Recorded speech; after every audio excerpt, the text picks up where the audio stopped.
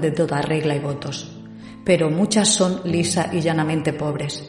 Ellas son el fruto de levas de soldados que nunca vuelven, la conclusión dramática de una siniestralidad laboral estremecedora, el epígono doloroso y solitario de ilusiones que nunca tornaron. No obstante, y con ser esto el reflejo de una sociedad injusta y tremendamente parcelada, aún podemos dar una vuelta de tuerca más y descender otro peldaño en la escala de la marginalidad, porque con ser los grupos anteriores, como hemos visto, dramáticamente desfavorecidos, aún cuentan con la ventaja de denominarse cristianos y gozar al menos del consuelo de pertenecer a la comunidad dominante. No ocurre así con el resto de minorías, por ejemplo los judíos conversos. Ya vimos en el capítulo dedicado a los judíos en Úbeda cómo la pujante judería va perdiendo poco a poco influencia y prosperidad a medida que la ciudad va afianzando su condición de urbe cristiana tras la conquista en el siglo XIII. Las autoridades deben proteger a la población hebrea instalándoles en el barrio del Alcázar y desde entonces se van tomando medidas contra ellos para mermar los privilegios de los que habían gozado, siendo objeto de un rencor creciente entre la mayoría cristiana, que les acusan de todo tipo de males. Contarán generalmente con la protección de los reyes castellanos, quienes, no obstante, no podrán evitar los pogromos desatados en los siglos XIV y XV. Después vendrá el decreto de expulsión en 1492 y su desaparición como grupo étnico religioso diferenciado. A partir de entonces, aquellos judíos que optan por la conversión y deciden permanecer en sus localidades de origen estarán siempre bajo sospecha y tendrán que lidiar con el estigma de haber sido un tornadizo. La figura del cristiano nuevo irrumpirá como un elemento de degradación social para evitar que puedan acceder a puestos de responsabilidad. No es fácil, sin embargo, seguir el rastro a estas desdichadas familias en la Úbeda del XVI. En el padrón de 1575 son registrados una treintena de ellos, que se distribuyen por las colaciones de Santa María, San Lorenzo y Santo Domingo.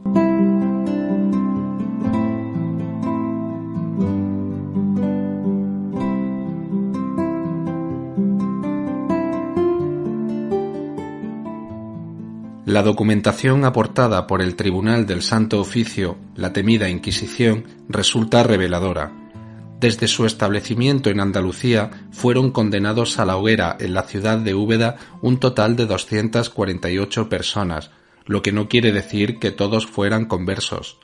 A través de la lista de habilitados en la ciudad sabemos que el número de judíos conversos fichados por el alto tribunal eclesiástico alcanza la cifra de unos 400 vecinos. ¿Pero a qué se dedicaban estas personas? Generalmente a la artesanía, la actividad mercantil, la función pública, la administración de rentas agrarias y finanzas y las profesiones liberales. Herederos de una tradición laboral cualificada e industriosa y a pesar de todo tipo de trabas, muchos de ellos consiguen vivir con relativa prosperidad. La Inquisición, no obstante, se ensaña con este colectivo y ejerce una represión brutal. Tanto es así que los mismos canónigos de la colegiata deben admitir que una de las causas del descenso de feligreses se debe a la acción del Santo Oficio, a quien no le tiembla el pulso para prender a muchos parroquianos cristianos nuevos y, en palabras textuales, ricos señores enganados. En 1585, el inquisidor Juan López de Montoya reconoce en una carta dirigida al Consejo General de la Inquisición que el Santo Tribunal ha extremado especialmente su celo persecutorio en las ciudades de Úbeda y Baeza, afirmando que en dichas localidades se han hecho mayores castigos, por lo cual se ha conseguido que el tribunal sea en estos lugares más respetado y temido. El foco punitivo no se centra solo en los conversos, sino contra el movimiento místico y heterodoxo de los alumbrados llegado a España en la segunda década del siglo. Como se sabe, la condición de converso era peligrosamente delicada si algún cristiano viejo quería esgrimirla ante las autoridades para actuar contra algún vecino con el que tuviera alguna disputa ajena a su naturaleza conversa. Moreno Mendoza expone un caso bastante ilustrativo dada la calidad de sus protagonistas. El médico converso Juan de Úbeda imputa su proceso inquisitorial a la maquinación, nada más y nada menos que don Juan Vázquez de Molina y don Diego de los Cobos habían urdido contra él.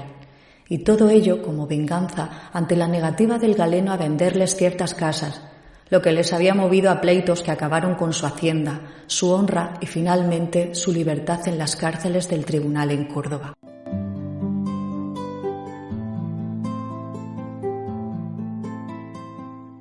Las primeras décadas de andadura del Santo Oficio son quizá las más feroces. Pasado ese tiempo, acuden a Castilla, procedentes de Portugal, una vez incorporado este a la corona de Felipe II, una numerosa población de judeoconversos que serán conocidos con el despectivo nombre de marranos. Al tribunal se le acumulará el trabajo. Úbeda es receptora de algunos de estos desdichados emigrantes del reino vecino. Su situación con respecto a los cristianos nuevos autóctonos es prácticamente la misma, siempre bajo sospecha y permanentemente vigilados. Sin embargo, su nivel económico, salvo muy contadas excepciones, es significativamente inferior, rayando por lo general la pobreza. Lejos de atenuarse, con el paso de los años, la presión social contra este colectivo se irá enconando dramáticamente hasta llegar a los famosos estatutos de limpieza de sangre, donde el individuo debe acreditar un origen familiar inmaculado si quiere acceder a cualquier cargo de responsabilidad o beneficiarse de las mandas testamentarias. Sin ir más lejos, el obispo Cobos deja bien claro en su testamento que solamente se dotarán a aquellas doncellas pobres y huérfanas que sean de sangre limpia y textualmente sin raza de moro ni confeso.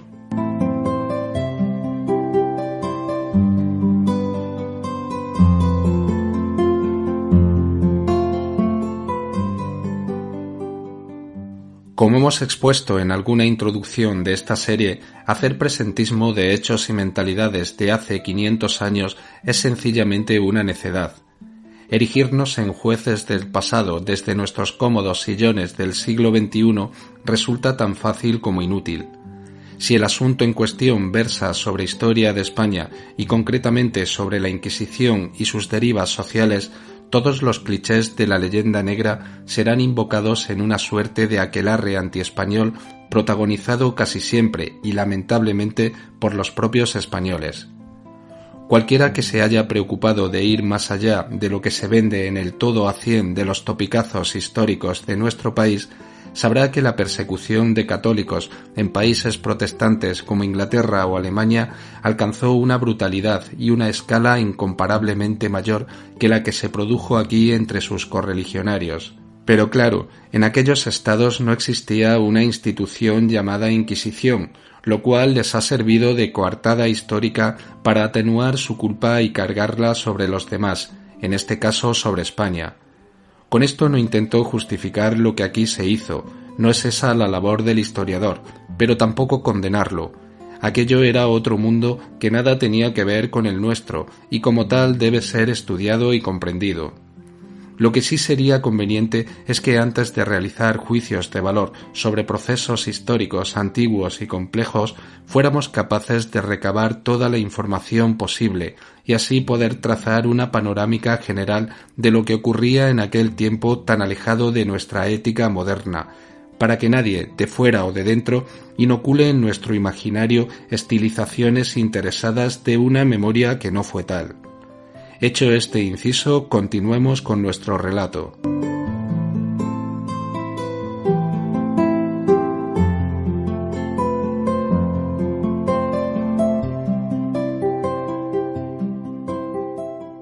Hablemos por último de la otra gran minoría asentada en la población, los moriscos. Este grupo había estado presente en la ciudad desde la conquista cristiana, cuando muchas familias musulmanas optan por permanecer en su lugar de origen en contra de la mayoría de sus correligionarios que partirán al exilio. Su número había sido estable desde entonces, si bien a raíz de la sublevación morisca de 1499 en Granada, su población había aumentado por la política de dispersión emprendida por las autoridades.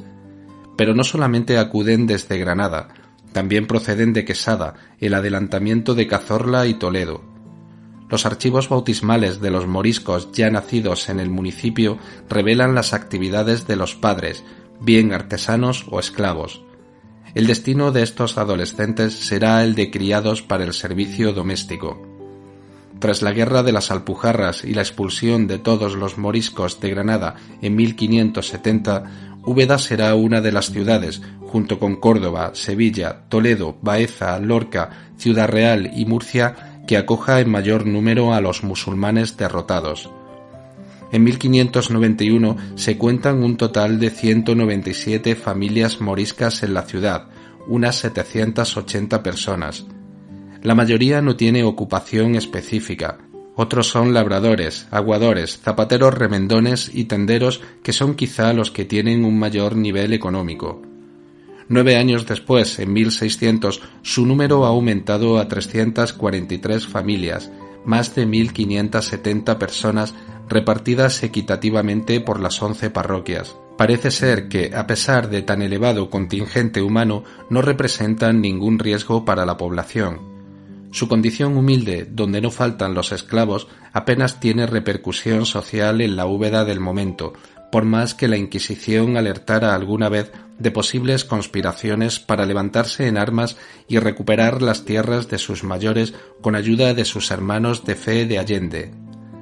La convivencia, no obstante, es tan pacífica que la ciudad saldrá valedora de los moriscos cuando en 1609 se decreta su expulsión definitiva de los reinos hispánicos. Afirma Moreno Mendoza que su pérdida fue irremediable para la actividad productiva local, como grande fue el quebranto que supuso la misma para el censo y su contribución fiscal. Y ya puestos a expulsar, al año siguiente el Cabildo de Úbeda acuerda aplicar la misma medida a otro colectivo bastante peculiar, el de los gitanos. Pero aquí las autoridades darán en hueso, pues la vida errática y dispersa de este grupo hace muy difícil su agrupamiento y dispersión. De hecho, y a pesar de los intentos de algunos monarcas por erradicarlos del suelo hispano, nunca se podrá llevar a efecto.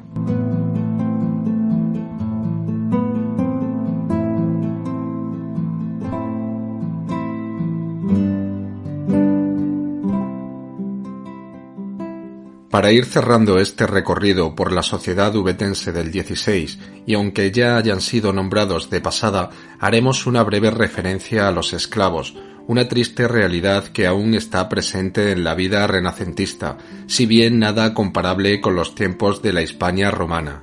Tan solo las economías más desahogadas pueden permitirse el mantenimiento de un esclavo que es requerido generalmente para actividades domésticas.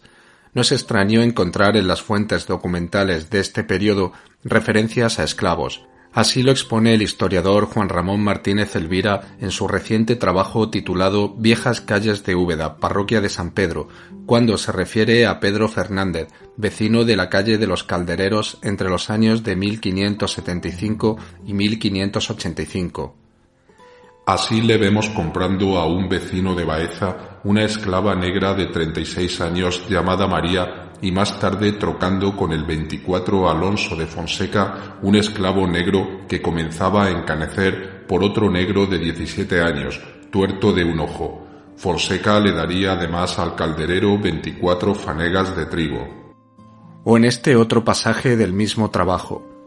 Tuvo Álvaro de Torres una esclava mora de nombre Fátima, que había logrado su libertad abonando la cantidad en que estuvo tasado su rescate. Para completar el total a pagar, hubo de pedir 20 ducados a otro moro llamado Jamete. En 1585, la esclava firmaba una escritura en la que se comprometía a devolver dicho préstamo. Hay muchos más ejemplos como los anteriores, pero basten estas breves referencias para hacernos una imagen del mundo de los esclavos en estas sociedades.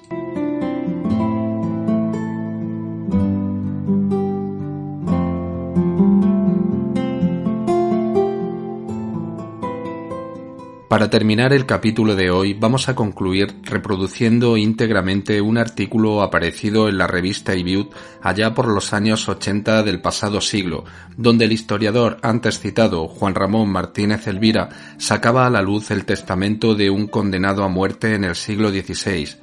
Lleva por título precisamente ese, el testamento de un condenado a muerte en el siglo XVI.